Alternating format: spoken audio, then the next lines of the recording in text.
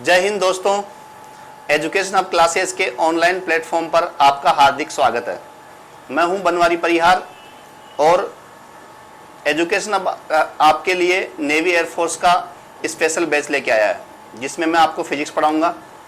पिछली क्लास में हमने सरल रेखीय गति का जो चैप्टर है उसका दूरी और विस्थापन का टॉपिक हमने पढ़ा था, और निर्देश तंत्र के आधार पर गति 3 प्रकार की होती है: सरल रेखीय, समतल में गति और त्रिविमीय गति, और उसके हमने उदाहरण पढ़े थे।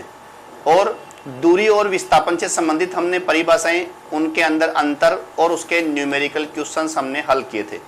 अब नेक्स्ट क्रम में हम जो अगला टॉपिक हम सरल रेखीय गति का जो चैप्टर है उसमें हम ले रहे हैं, वो है स्थिति समय ग्राफ। स्थिति समय जो ग्राफ है इसमें न्यूमेरिकल का क्वेश्चन भी बनता है और थ्योरेटिकल क्वेश्चन भी बनता है।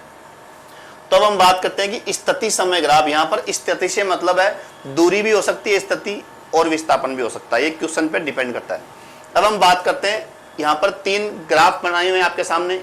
सबसे पहला ग्राफ हम लेते हैं कि वाई अक्ष पर हम जो फर्स्ट ग्राफ है उसमें हमने वाई अक्ष पर दूरी ली है और एक्स अक्ष पर हमने समय लिया है। ये जो हमारा ग्राफ है इसके अंदर ये जो ग्राफ क्या है, ये एक्स अक्ष के समांतर है। तो ये समय अक्ष के समांतर ये ग्राफ है। इसमें क्या हो रहा है कि जो वस्तु है उसका समय तो लगातार बढ़ रहा है, लेकिन उसकी स्थिति 10 मीटर पर ही बनी हुई है। तो इस ग्राफ से हमें क्या स्पष्ट होता है कि वस्तु विराम अवस्था में है, कि जब कोई वस्तु का टाइम तो लगातार बढ़ता रहे लेकिन उसकी स्थिति में परिवर्तन नहीं हो तो वह वस्तु विराम अवस्था में कहलाती है। तो इस प्रकार से ये जो ग्राफ है गतिमान वस्तु को व्यक्त नहीं कर रहा है, ये विराम अवस्था वाली वस्तु को व्यक्त कर रहा है। तो इस प्रकार से हमारा जो फर्स्ट ग्राफ है ये क्लियर हो गया। अब हमारा दूसरा ग्राफ है। दूसरे ग्राफ में क्या है, उसी प्रकार है कि वाई अक्ष पर हमने दूरी को व्यक्त किया है, एक्स अक्ष पर हमने समय को व्यक्त किया है, और हमारा ग्राफ है ये वाली लाइन जो कि वाई अक्ष के समांतर है। क्योंकि ये वाली बात में हमें पता होनी चाहिए कि ये जो ग्राफ है वाई अक्ष के समांतर है। अब इसमें क्या हो रहा है कि एक कोई क्षण है, जैसे अपने क्वेश्चन में दिख रहा है कि 10वां सेकंड है, तो इसके ऊपर जो ग्राफ है ये वाई अक्ष के समांतर है और इसकी स्थितियां अनंत है। तो इस ग्राफ में क्या हो रहा है कि किसी एक क्षण पर वस्तु की अनंत स्थितियों को व्यक्त किया गया है, जो कि वास्तव में संभव नहीं है। किसी भी गतिमान वस्तु के लिए यह संभव नहीं है कि एक ही क्षण पर वह अनेक स्थितियों में हो। अर्थात गतिमान वस्तु के लिए ये जो ग्राफ है यह संभव नहीं है। जैसे अपन दूसरा उदाहरण लेते हैं, जैसे किसी एक पर्टिकुलर क्षण पर मैं आपको क्लास में पढ़ा रहा हूँ, उसी क्षण पर मैं सिनेमा हॉल में पिक्चर देख रहा हूँ, उसी क्षण में मैं फुटबॉल खेल रहा हूँ, उसी क्षण पर मैं कैरम बोर्ड खेल रहा हूँ। तो ये सारी जो क्रियाकलाप है एक ही क्षण पर संभव नहीं है। तो इसका मतलब ये वाला जो ग्राफ है गतिमान वस्तु के लिए संभव नहीं है। तो ये एक्चुअली गलत ग्राफ है। अब हम बात करेंगे ग्राफ नंबर थर्ड जो ग्राफ है उसमें भी उसी प्रकार है कि भाई वाई अक्ष पर हमने दूरी को व्यक्त किया है, एक्स अक्ष पर हमने समय को व्यक्त किया है, और हमारा ग्राफ है ये वाली लाइन। ये जो हमारी लाइन है ये ग्राफ है। इस ग्राफ पे हमने क्या किया है कि 2 बिंदु व्यक्त किए हैं, एक तो ए बिंदु है और एक सी बिंदु है, और इससे हमने एक ट्रायंगल बनाया, यहाँ पर परपेंडिकुलर खींचते हुए एक ट्रायंगल बनाया ए बी सी। अब यहाँ पर हम पहले इस ट्रायंगल ए बी सी से इसका निकालते हैं ढाल। मतलब हमारा जो ये ग्राफ है इस ग्राफ का ढाल निकालेंगे, और ढाल को हम मैथमेटिक्स की भाषा में बोल रहे हैं टेन थीटा बोलते हैं। तो टेन थीटा क्या होता है, परपेंडिकुलर अपॉन बेस होता है।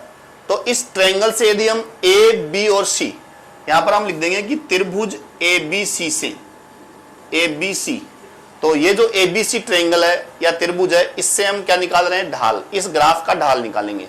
तो टेन थीटा क्या होता है, परपेंडिकुलर। तो इस ग्राफ में यदि हम थीटा को व्यक्त करें तो यहाँ पर ये थीटा व्यक्त हो जाएगा, और यहाँ से हम परपेंडिकुलर कौन है, बी सी। तो यहाँ पर हम इसको बी सी भी लिख सकते हैं और डेल्टा एक्स भी लिख सकते हैं।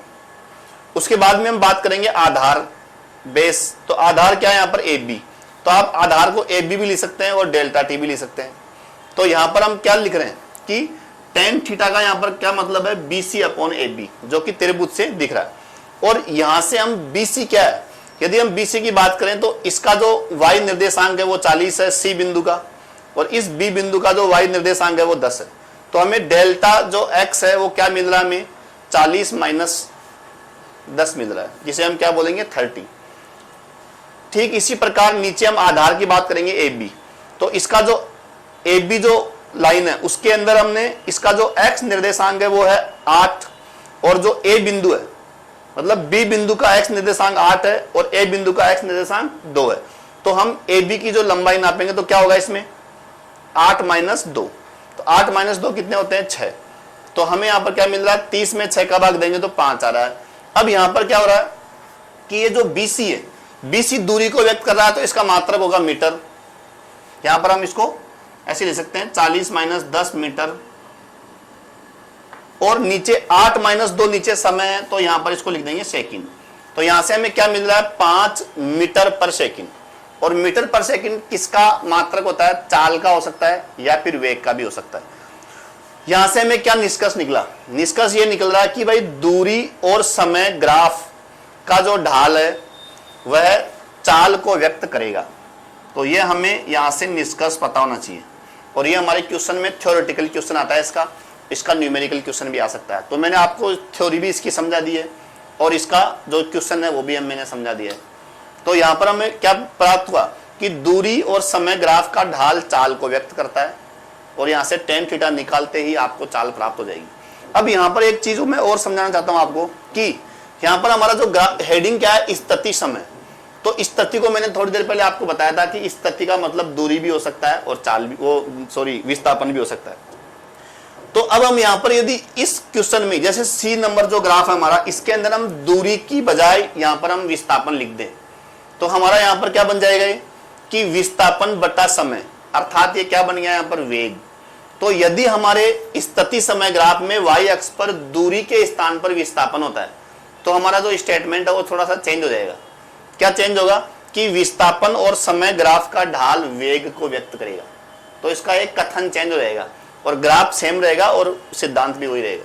तो यहां से आपको एक चीज समझ में आनी चाहिए। तो हमारे ये 3 ग्राफ पूरे हो गए। अब हम 2 ग्राफ और समझेंगे।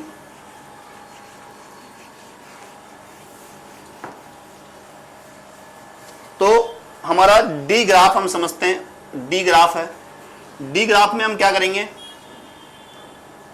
कि यहां पर हम फिर से दूरी को व्यक्त कर देंगे और x अक्ष पर हम फिर से समय को व्यक्त कर देंगे। और यहां पर हम क्या करेंगे कि मान लो हमारा ग्राफ ऐसा है। अब इस ग्राफ में क्या हो रहा है कि इस ग्राफ के अंदर हम क्या करेंगे कि ढाल निकालेंगे। तो यहां पर एक दूसरी इस ग्राफ में एक चीज आपको समझ में आएगी कि दूरी समय ग्राफ के किसी भी बिंदु पर यदि हम स्पर्श रेखा खींच देते हैं तो वो फिर से चाल को व्यक्त करेगा। और पिछले वाले में स्पर्श रेखा खींचने की जरूरत नहीं थी क्योंकि वो जो ग्राफ था वो सरल रेखीय था। तो इसमें हम किसी भी बिंदु पर हम एक कोई भी सरल रेखा हम खींच लेते हैं। जैसे ये जो बिंदु है मान लेते हैं ये हमारा P बिंदु है। इस P बिंदु पर हम ये एक स्पर्श रेखा खींचेंगे यहाँ। तो दूरी समय ग्राफ ये वाली लाइन है और इस ग्राफ पर P बिंदु पर हमने एक स्पर्श रेखा खींची है। तो इस स्पर्श रेखा का ढाल किसको व्यक्त करेगा, चाल को, या आप इसको ऐसे भी कह सकते हैं तात्क्षणिक चाल को। अब हम आगे बढ़ते हैं कि इसके अंदर क्या हो रहा है कि जैसे जैसे हम इस ग्राफ को टाइम बढ़ रहा है, जैसे हम यहाँ पर टाइम इसका कुछ भी मान सकते हैं, जैसे 2 second, 4 second, 6 second, 8 second, 10 second. यहाँ पर आप दूरी मान सकते हैं 5, 10, 15, 20 एंड इसी प्रकार आप मान सकते हैं। इस ग्राफ में क्या हो रहा है कि जैसे जैसे समय बढ़ रहा है स्पर्श रेखा का जो एंगल है वो बढ़ रहा है, स्पर्श रेखा का जो कोण है वो बढ़ रहा है। एक्स अक्ष के साथ में या समय अक्ष के साथ में जो एंगल है, जो कोण है स्पर्श रेखा का, वो बढ़ रहा है। तो हमारा जो गणित है, जो 11th क्लास की जो गणित है, उसमें क्या होता है कि प्रथम चतुर्थांश में यदि कोण बढ़ता है तो tan थीटा का मान भी बढ़ता है। जैसे आप जानते हो कि tan 0 क्या होता है, 0 होता है। फिर tan 30 1/√3 होता है। फिर tan 45 1 होता है। इसी प्रकार tan 60 √3 होता है। तो इस प्रकार यदि हम देखते हैं तो जैसे जैसे कोण बढ़ रहा है tan थीटा की वैल्यू भी बढ़ रही है, अर्थात चाल बढ़ रही है। तो यहां से हमको क्या निष्कर्ष मिल रहा है, यदि हम यहां पर दूरी की जगह मान लो विस्थापन ले लेते हैं तो यहां पर tan थीटा बढ़ रहा है अर्थात वेग बढ़ रहा है, और वेग बढ़ने की जो दर है उसे हम क्या कहते हैं, त्वरण। तो इस ग्राफ से हमें क्या निष्कर्ष निकल रहा है कि इस ग्राफ से हम ये कह सकते हैं कि भाई a इज ग्रेटर देन 0, मतलब a पॉजिटिव है, धनात्मक है, अर्थात वेग लगातार बढ़ रहा है। यदि हम यहां पर विस्थापन लेते हैं और यहां पर समय लेते हैं तो त्वरण पॉजिटिव हमको प्राप्त हो रहा है। और त्वरण को हम ऐसे भी लिख सकते हैं d2x/dt2 इज ग्रेटर देन 0। तो यहां से हम क्या समझ सकते हैं कि इस ग्राफ से हम ये कह सकते हैं कि वस्तु त्वरित हो रही है, अर्थात वस्तु का वेग लगातार बढ़ रहा है। तो इस ग्राफ से हमें यह निष्कर्ष मिला है। अब हम बात करेंगे नेक्स्ट ग्राफ की।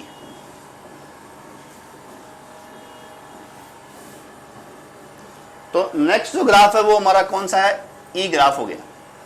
इसमें क्या है, ये जो ग्राफ है हम अब की बार मान रहे हैं इस प्रकार से। यदि ये इस प्रकार का ग्राफ है तो इसमें हमको क्या करना है कि जैसे ही हम स्पर्श रेखा खींचेंगे तो उस रेखा का जो कोण है लगातार इस समय एक्स के साथ घट रहा है, अर्थात समय बढ़ने के साथ साथ स्पर्श रेखाओं का जो कोण है वो घट रहा है। इसका मतलब चाल घट रही है। और यदि हम यहाँ पर विस्थापन y अक्ष पर विस्थापन मान लेते हैं, x अक्ष पर समय मान लेते हैं, अर्थात इसका वेग लगातार घट रहा है। तो वेग के घटने की जो दर है उसे हम बोलते हैं मंदन। तो इसका मतलब ये ग्राफ किसको व्यक्त कर रहा है कि जो गतिमान वस्तु क्या हो रही है, मंदित हो रही है, अर्थात यहां पर मंदन को व्यक्त कर रहा है ये ग्राफ। तो इसको आप ऐसे भी लिख सकते हो a इज लेस देन 0, अर्थात त्वरण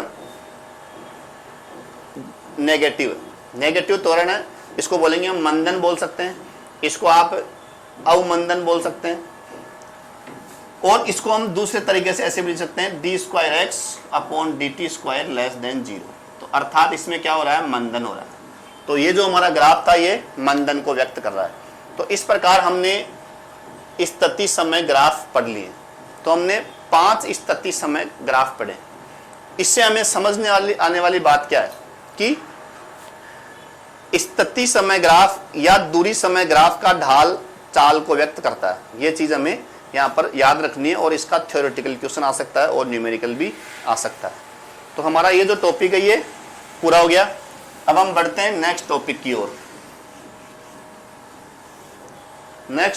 बढ़ते हैं।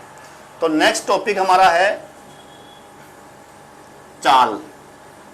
ये हमारा नेक्स्ट टॉपिक है।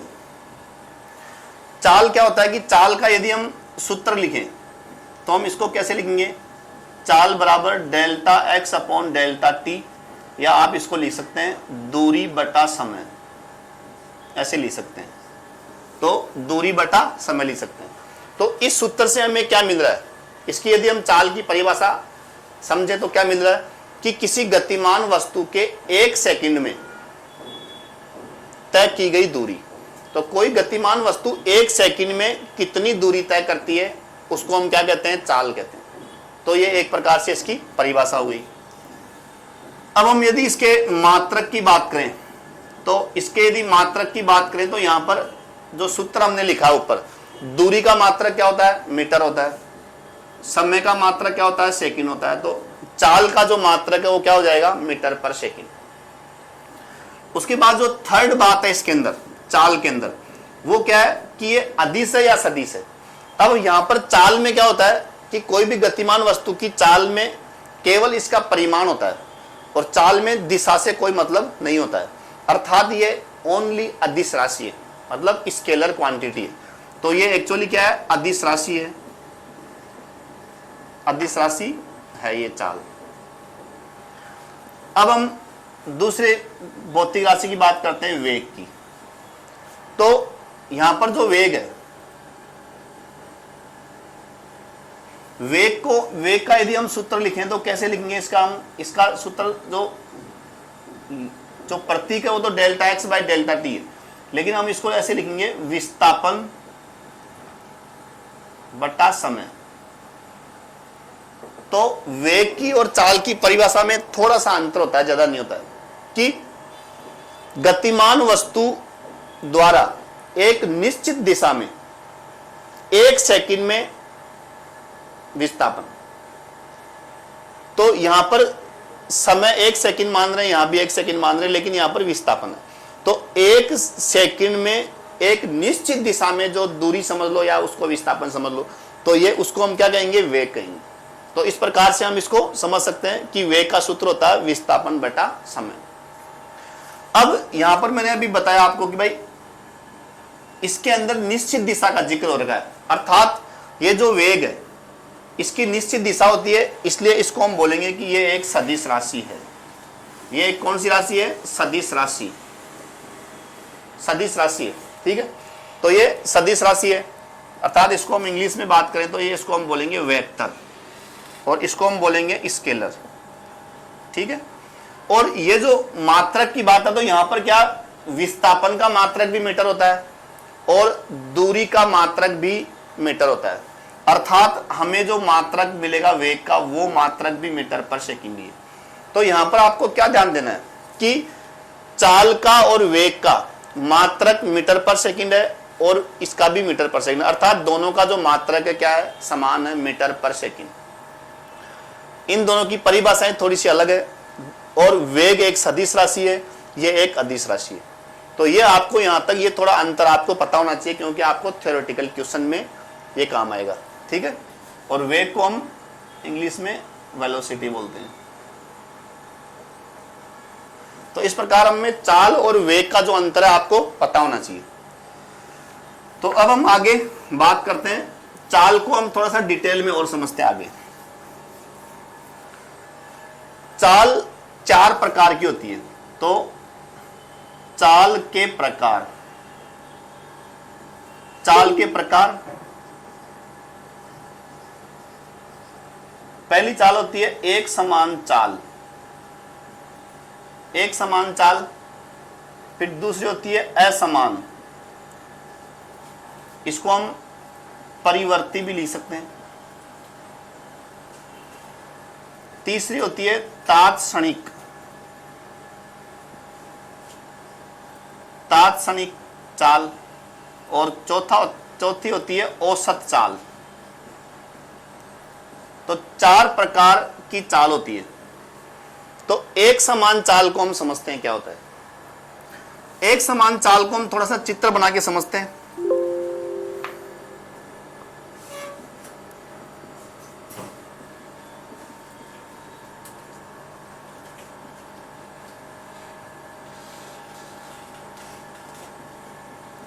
जैसे इस चित्र में क्या दिख रहा है कि कोई गाड़ी है, ये जो गाड़ी है इस रोड पे चल रही है, ये क्या है, सड़क है।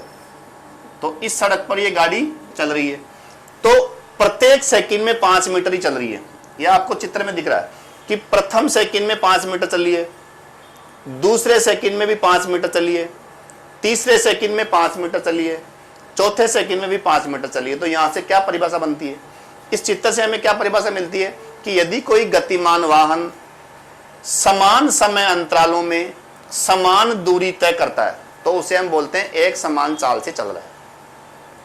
इसको हम यदि महसूस करने की बात करें, ये तो परिभाषा की बात है, यदि हम महसूस की बात करें तो यदि कोई गाड़ी सीधी रोड है और यदि वो हाईवे और उसके ऊपर यदि आप गाड़ी एक समान चाल से चल रही है तो आपको कोई भी धक्का नहीं लगेगा और आपको पता नहीं चलेगा कि गाड़ी में कोई ब्रेक नहीं होगा, गाड़ी में कुछ भी नहीं होगा, अर्थात गाड़ी स्मूथली चलेगी। तो उसमें आपको कुछ भी महसूस नहीं होता है, बस गाड़ी एक समान चाल से चलती जाएगी। तो इसे हम बोलेंगे एक समान चाल, अर्थात गाड़ी जो है बिना ब्रेक लगाए हुए चल रही और सतत रूप से चल रही, तो इसे हम बोलेंगे एक समान चाल।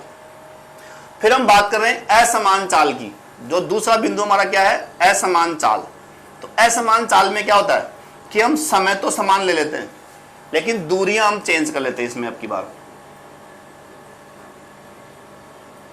जैसे हमारा इस चित्र में, फिर से देखो आप चित्र में क्या दिख रहा है कि पहली सेकंड में 5 मीटर चली है गाड़ी, दूसरी सेकंड में 10 मीटर चली है, तीसरी सेकंड में 4 मीटर चली है, चौथी सेकंड में 20 मीटर चली है। अर्थात समान समय अंतरालों में असमान दूरी यदि गाड़ी चल रही है अर्थात असमान चाल से चल रही है। इसको हम महसूस कैसे करें कि यदि गाड़ी ब्रेक लगा के चल रही है या रोड के ऊपर ब्रेकर है तो इस स्थिति में हम कह सकते हैं कि भाई गाड़ी असमान चाल से चल रही है। या फिर यदि गाड़ी भीड़ भाड़ वाले इलाके में चल रही है तो उस स्थिति में आपको गाड़ी को रोकना भी पड़ेगा, कभी चलाना पड़ेगा, कभी स्पीड बढ़ानी पड़ेगी, कभी कम करनी पड़ेगी। तो इसको हम कहते हैं कि वो गाड़ी असमान चाल से चल रही है, तो इसको हम असमान चाल से कहेंगे। तो ये इसको हम परिवर्ती चाल भी कह सकते हैं, असमान चाल भी कह सकते हैं। अब हम बात करेंगे थर्ड बिंदु की। तो तीसरा बिंदु हमारा क्या है? तात्क्षणिक चाल। तात्क्षणिक चाल है कि गाड़ी की किसी भी क्षण पर जो चाल है उसे हम बोलेंगे तात्क्षणिक चाल। अब तात्क्षणिक चाल कैसे हम निकालते हैं? तो तात्क्षणिक चाल कैसे निकालेंगे? जैसे कोई भी गाड़ी चल रही है, तो जिस भी समय क्षण में यदि आप गति मापी में गाड़ी के गति मापी जो लगा होता है उसमें जो चाल आप देखते हैं वो चाल उसका तात्क्षणिक चाल होती है। और ये क्वेश्चन हमारे कई बार एयरफोर्स में और कई सारे एग्जाम्स में आया हुआ है कि कोई भी गति मापी है, कोई भी गाड़ी का जो गति मापी है कौन सी चाल को व्यक्त करता है। गति मापी मतलब इसको हम स्पीडोमीटर भी बोलते हैं इंग्लिश में। तो गाड़ी का जो स्पीडोमीटर है या गति मापी है वो हमेशा तात्क्षणिक चाल को व्यक्त करेगा। और तात्क्षणिक चाल की जगह आप इसको तात्क्षणिक वेग भी कह सकते हैं, क्योंकि एक पर्टिकुलर क्षण पर उस चाल की कोई चाल या उसका जो वेग है उसकी दिशा नहीं होगी। अर्थात तात्क्षणिक चाल भी इसका करेक्ट आंसर है और तात्क्षणिक वेग भी आप कह सकते हैं। तो अर्थात गतिमापी क्या नापता है? तात्क्षणिक चाल को नापता है। तो इस प्रकार से आप तात्क्षणिक चाल निकाल सकते हैं। अब हम बात करेंगे औसत चाल की। तो औसत चाल की कोई परिभाषा तो नहीं होती है, लेकिन इसका सूत्र होता है। तो औसत चाल का सूत्र क्या होगा कि गाड़ी द्वारा तय की गई कुल दूरी डिवाइडेड बाई कुल समय। तो इसको हम बोलेंगे कि औसत चाल का सूत्र क्या हो गया कि गाड़ी द्वारा या वाहन द्वारा या पिंड द्वारा तय की गई कुल दूरी और कुल समय का अनुपात होता है। तो इसे हम बोलेंगे औसत चाल। तो ये औसत चाल का सूत्र हो गया। अब इसके बाद में अब अपन इसमें समझते हैं कि आखिर इसमें जो मैंने कल आप मतलब पिछले वाली जो क्लास है उसमें हमने डिस्कस किया था कि दूरी इज ग्रेटर देन और इक्वल टू विस्थापन, यह हमने जिक्र किया था पिछली क्लास में। अब यदि हम इस संबंध में, इसको हम इक्वेशन हम कह नहीं सकते क्योंकि इसमें असमीका का चिन्ह है, तो ये जो संबंध है यदि हम इसमें दोनों तरफ समय का भाग देते हैं तो हमें क्या मिल रहा है कि दूरी बटा समय इज ग्रेटर देन और इक्वल टू विस्थापन बटा समय। अब दूरी बटा समय क्या होता है? चाल होता है। विस्थापन बटा समय क्या होता है? वेग होता है। तो हमें एक नया संबंध प्राप्त हो गया, मतलब हमें इस संबंध से यह संबंध प्राप्त हो रहा है। तो एक संबंध तो यह आ गया कि भाई चाल का मान वेग से बड़ा भी हो सकता है, बराबर भी हो सकता है। तो यह संबंध है। या आप इसको ऐसे भी लिख सकते हैं कि चाल बटा वेग, इसके दोनों तरफ आप मॉडुलस लगा दोगे क्योंकि वेग का मान ऋणात्मक भी हो सकता है। अब यहां पर क्या हुआ कि ये जो चाल बटा वेग का जो अनुपात है या आंकिक मान है वो 1 भी हो सकता है और 1 से बड़ा भी हो सकता है। तो ये हमें क्वेश्चंस में हेल्प करेगा। तो ये चीज आपको पता होनी चाहिए।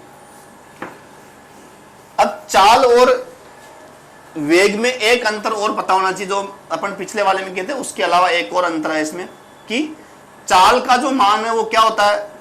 सदैव पॉजिटिव होता है, जबकि वेग का जो मान है वो पॉजिटिव हो सकता है, नेगेटिव हो सकता है, जीरो भी हो सकता है।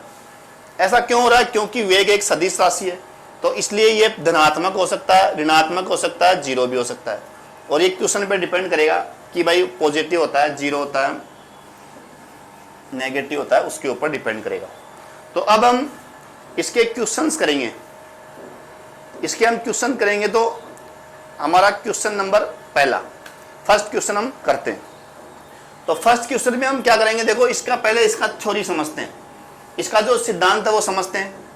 सिद्धांत क्या है कि हम यहां पर ऐसे मान लेते हैं, इसको दो तरीके से समझ सकते हैं इस क्वेश्चन को।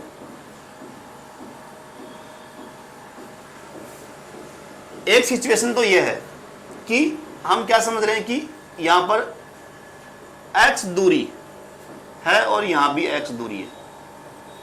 अब यहां पर जो गाड़ी है वो v1 चाल से चल रही है, यहां पर गाड़ी v2 चाल से चल रही है। अब यहां पर यदि हम कुल दूरी की बात करें तो ये क्या है? 2x है। ये कुल दूरी तो कितनी है? 2x। तो यहां पर क्या हो रहा है कि यदि हम यहां पर बनाएं a, b और c, तो ए बी आधी दूरी है और बी सी भी आधी दूरी है।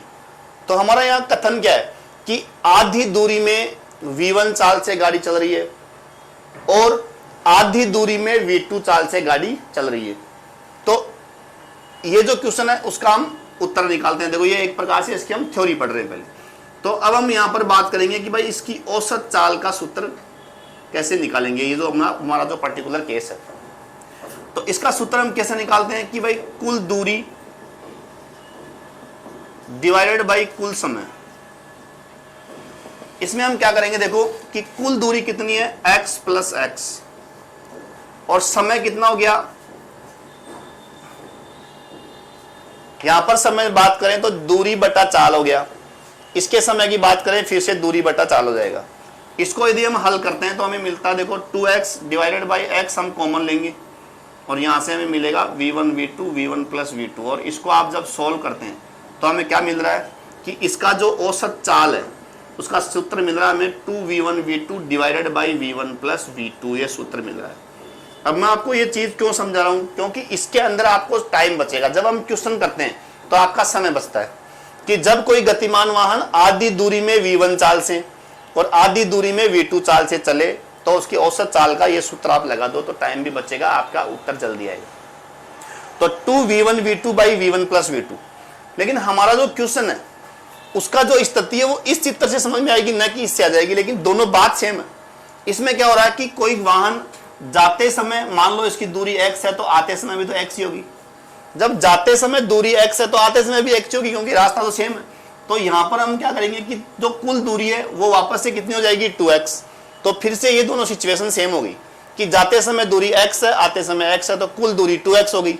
तो आधी दूरी x होगी जाते समय, मतलब आते समय x होगी जाते समय x होगी, अर्थात आधी दूरी ये है आधी दूरी ये है।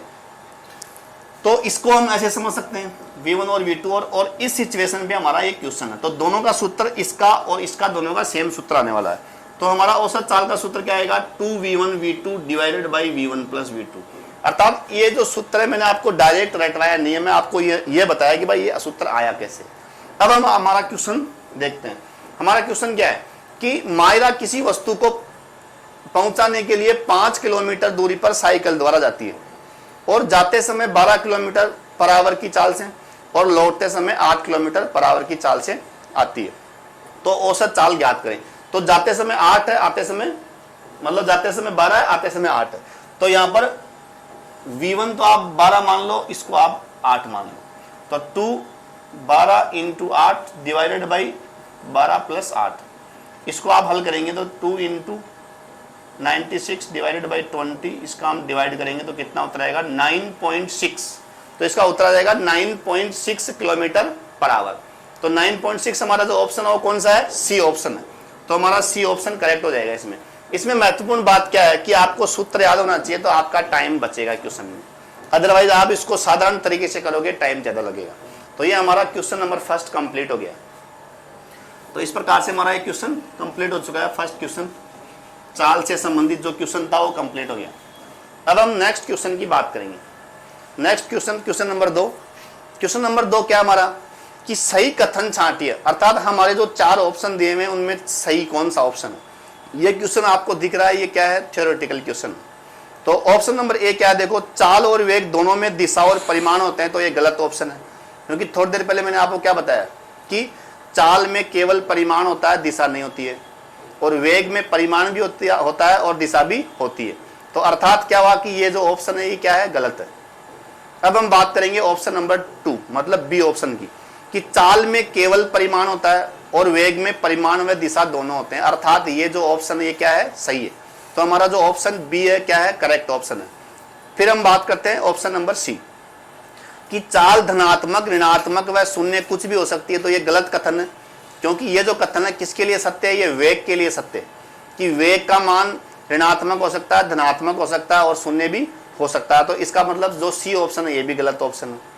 और फिर डी ऑप्शन क्या है, वेग के परिमाण को चाल कहते हैं, तो वेग का ये भी सही नहीं है। तो इसका मतलब क्या हुआ कि हमारा जो करेक्ट ऑप्शन है वो क्या आएगा, बी ऑप्शन हमारा करेक्ट है, कि चाल का केवल परिमाण होता है और वेग में परिमाण और दिशा दोनों होते हैं। तो ये हमारा करेक्ट आंसर है। तो इस प्रकार हमारा 2 नंबर क्वेश्चन क्लियर हो चुका है। अब हम बात करेंगे क्वेश्चन नंबर 3 की। ठीक है, तो थर्ड नंबर क्वेश्चन क्या देखो हमारा कि एक बस अपनी यात्रा के प्रथम आधे समय में 40 किलोमीटर पर आवर और शेष आधे समय में 70 किलोमीटर पर आवर से चलती है, तो औसत चाल क्या ज्ञात करें, कैसे ज्ञात करनी है।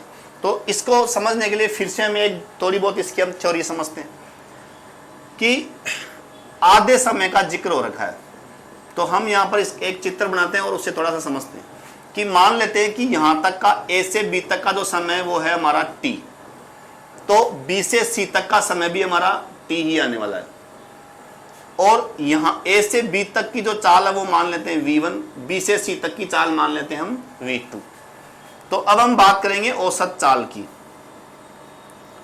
तो औसत चाल को हम सूत्र मैंने आपको बता रखा है कि कुल दूरी डिवाइडेड बाई कुल समय। तो यहां पर हम कुल दूरी की बात करें तो दूरी हमें डायरेक्ट नहीं दी हुई है, तो दूरी का सूत्र यहां से क्या मिलेगा हमको, चाल इंटू समय। तो यहां से ए से बी के बीच की जो दूरी है वो क्या आएगी, v1 into T, plus B से सी तक की जो दूरी है वो क्या आएगी हमारी, v2 इंटू टी, मतलब चाल इंटू समय, डिवाइडेड बाई कुल समय कितना है, t प्लस टी, कितना हो जाएगा 2t। अब हम इसे हल करें तो ऊपर से t कॉमन ले लेंगे और t से कैंसिल करेंगे तो हमको सूत्र मिलेगा v1 प्लस v2 बाई 2। तो यहां से आपको क्या समझना चाहिए कि जब गतिमान वाहन आधे समय में v1 चाल से और शेष आधे समय में v2 चाल से चले तो आपका औसत चाल का सूत्र हो गया v1 प्लस v2 बटा 2। यदि ये आपको पता है तो तुरंत ही आपका उत्तर आ जाएगा और आपका टाइम भी बचेगा। अब हम हमारा जो क्वेश्चन है उसको समझते हैं। क्वेश्चन क्या है हमारा, देखो क्वेश्चन क्या है कि 3 नंबर क्वेश्चन हमारा था कि भाई एक बस अपनी यात्रा के प्रथम आधे समय में 40, तो v1 अपन इसको मान लेते हैं कि भाई ये 40 दिया हुआ था, ठीक है, और दूसरा वाला 70, तो ये 40 किलोमीटर पर आवर और ये आ जाएगा किलोमीटर पर आवर। ठीक है, क्लियर होगी बात। अब हम इसको समझते हैं, तो यहां पर हम लिखेंगे तो 40 प्लस 70 डिवाइडेड बाई 2, तो यहां पर ये कितना हो गया 110 बटा 2, तो कितना हो गया 55 किलोमीटर पर आवर। तो यहां से ये जो है आपका टाइम भी बचेगा और उत्तर भी जल्दी आ जाएगा। तो इसका मतलब इसका उत्तर आ गया 55 किलोमीटर पर आवर। तो हमारे दो अलग अलग सूत्र मैंने आपको समझ में आ गए होंगे। ठीक है, अब हम नेक्स्ट क्वेश्चन की बात करेंगे। तो क्वेश्चन नंबर 4,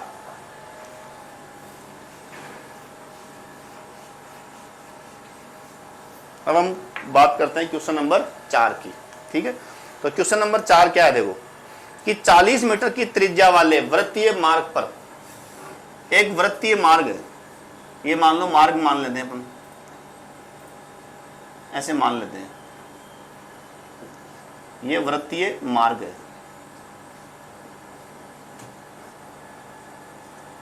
अब हमारा क्वेश्चन क्या है कि एक बस अपनी यात्रा के 40 मीटर की त्रिज्या वाले एक वृत्तीय मार्ग पर, तो त्रिज्या इसकी जो त्रिज्या है स्मॉल आर है वो कितनी है 40 मीटर है। तो 40 मीटर त्रिज्या वाले एक वृत्तीय मार्ग पर एक साइकिल चालक आधे चक्कर को, तो आधे चक्कर का मतलब हमारा क्या हो गया कि ये जो साइकिल है वो ए से सी तक जा रही है, समझ लो आप ए से सी तक जा रही है और ये आधा चक्कर पूरा हो गया इसका। तो आधे चक्कर 40 सेकंड में पूरा कर लेती है। अब हमारा जो क्वेश्चन क्या है, औसत वेग है। अब हम इसमें दोनों ही निकाल के देखते हैं। देखो सबसे पहले हम बात करते हैं औसत वेग की। तो औसत वेग को हम कैसे लिखेंगे कि ऊपर हम लिखेंगे विस्थापन और डिवाइडेड बाय क्या होगा, समय। अब हम यहां पर बात क्या कर रहे हैं कि आधा चक्कर साइकिल से काटा इसने, तो इसका मतलब इस बिंदु ए से सी तक की निकटतम दूरी हमको चाहिए, क्योंकि हमको विस्थापन चाहिए।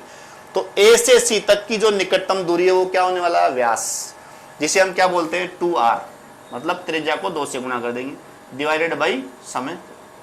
अब यहाँ पर 2 इंटू त्रिज्या कितनी है हमारे यहाँ पर 40 मीटर है, तो 40 लिख देंगे। समय कितना हमारा 40 सेकंड, तो ये 40 हो गया। इसको काटते क्या जाएगा 2 मीटर पर सेकंड। तो हमारा औसत वेग कितना आ गया 2 मीटर पर सेकंड। तो हमारा जो ऑप्शन है उसके हिसाब से हमारा आंसर क्या आएगा, सी ऑप्शन आ जाएगा 2 मीटर पर सेकंड। अब इसमें हम एक बार औसत चाल निकाल के देख लेते हैं एक बार, ताकि आपको अंतर भी समझ में आ जाए। औसत चाल का सूत्र क्या आने वाला है, वही कुल दूरी डिवाइडेड बाई कुल सम है, तो यहाँ पर ये कुल सम आ जाएगा। अब कुल दूरी बाई कुल सम है, तो यहाँ पर जो दूरी है वो क्या आने वाली है, आधी परिधि है, तो पाई और आर इसकी दूरी आने वाली है, क्योंकि पूरी परिधि की दूरी कितनी होती है 2 पाई आर, तो आधी दूरी कितनी हो जाएगी पाई आर, डिवाइडेड बाई समय कितना, हमने यहाँ पर समय उतना ही काउंट होने वाला है 40 सेकंड, तो 40 सेकंड हम समय इसमें काम में ले लेंगे, तो पाई आ गया इनटू आर कितना है 40 है, 40/40 इसको काटेंगे तो हमारा उत्तर आएगा पाई मीटर पर सेकंड। तो पाई मीटर पर सेकंड क्या है, इसकी औसत चाल है, तो औसत चाल क्या आएगी पाई मीटर पर सेकंड। हालांकि ये जो क्वेश्चन हमें पूछा नहीं गया था, हमें पूछा गया था औसत वेग, तो वो 2 मीटर पर सेकंड आएगा। ठीक है, इस क्वेश्चन से आपको साफ साफ दिख भी रहा होगा कि यहाँ पर जो चाल की वैल्यू है वो ग्रेटर देन वेग है, कि वेग तो यहाँ पर 2 मीटर पर सेकंड है और ये पाई है, पाई को आप 3.14 लिख सकते हैं, तो इस प्रकार से हम इसको निकाल लेंगे। क्लियर होगी बात। तो ये हमारा औसत चाल और औसत वेग का न्यूमेरिकल हो गया, और इस प्रकार से हम इसमें हल करेंगे इसमें। तो ये हमारा जो क्वेश्चन नंबर 4 था ये पूरा हो गया, और इसका जो ऑप्शन है वो हमारा क्या था, सी। अब हम नेक्स्ट क्वेश्चन की बात करेंगे, क्वेश्चन नंबर 5। क्वेश्चन नंबर 5 क्या है, देखो कि किसी पिंड का तात्क्षणिक वेग निम्न में से किसके द्वारा मापा जाता है। तो मैंने आपको थोड़ी देर पहले बता दिया था कि किसी भी गतिमान वाहन की जो तात्क्षणिक चाल है वो सदैव स्पीडोमीटर से हम नापते हैं, तो उसको हम चाल भी कह सकते हैं और वेग भी कह सकते हैं। कब कहेंगे, जब किसी सरल रेखीय रोड पर, मतलब सीधी रोड पर यदि गाड़ी एक समान चाल से चल रही है, तो आप उसको ऐसा भी कह सकते हैं कि एक समान वेग से चल रही है। तो एक समान चाल और एक समान वेग समान हो जाएंगे कब, जब वो गाड़ी सीधे मार्ग पे चलेगी। तो इस स्थिति में तात्क्षणिक वेग स्पीडोमीटर द्वारा हम माप सकते हैं। और इस प्रकार हमारा ये क्वेश्चन पूरा हो चुका है। अब हम आगे बात करेंगे, तो ये हो गया। अब हम नेक्स्ट टॉपिक नेक्स्ट क्लास में बात करेंगे। जब तक आप जो भी आपको डाउट है, उस डाउट से संबंधित कोई भी क्वेरी आपकी, तो आप कमेंट बॉक्स, वीडियो का जो कमेंट बॉक्स है उसमें आप कमेंट करिए, और कोई भी जो पिछले एग्जाम्स में जो एयरफोर्स में क्वेश्चन आए हैं उसके लिए आप एजुकेशन हब का जो यूट्यूब का चैनल है उसके ऊपर कमेंट बॉक्स में डालिए, या फिर आप मेरा जो पर्सनल यूट्यूब चैनल है फिजिक्स क्लासेज कुचामन सिटी, ये मेरा पर्सनल यूट्यूब चैनल है जो कि टेलीग्राम पर भी है, फिजिक्स क्लासेज कुचामन सिटी, उस पर भी आप आके क्वेश्चन के बारे में या कोई क्वेरी कर सकते हैं। कोई भी क्वेश्चन हो, इस चैप्टर के अलावा भी कोई क्वेश्चन हो तो आप पूछ सकते हैं, ताकि आपका जो भी क्वेश्चन है उसका समाधान हो सके। Thank you.